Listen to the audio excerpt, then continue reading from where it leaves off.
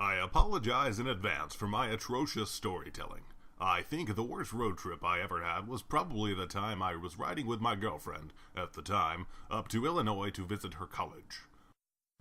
We both grew up and went to school in Missouri, so the trip up north wasn't terribly dreadful.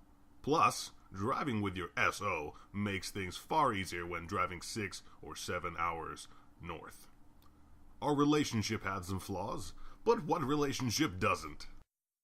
We chatted, made some jokes, and did the usual things that most couples do for a while on the road.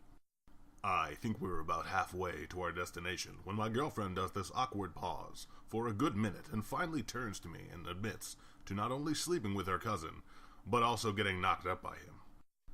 Apparently, when you take a trip to Oklahoma with your family to visit relatives, it's perfectly fine to hump your cousin, to be rebellious against your parents, even if you're in a relationship.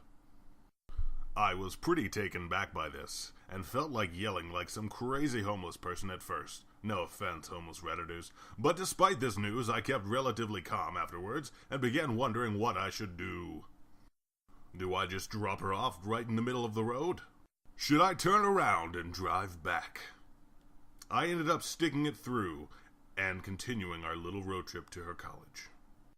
I really couldn't think of anything better than leaving her alone in her dorm, knowing she'll have to give up her $22,000 scholarship and drop out of college to take care of her cousin's baby.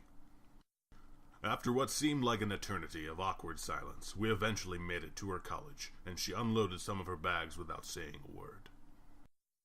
I could tell she wanted to try saying something to justify herself, but it's pretty hard to justify cheating.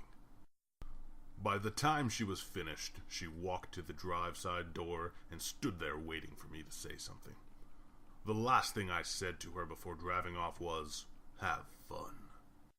I'm not sure if what I did was right, but I really didn't feel too nice when she tried justifying what she did and then get mad at me for not wanting to take care of someone else's kid.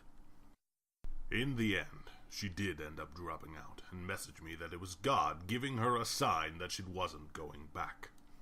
Make no doubt, I don't think I facepalm any harder than on that day.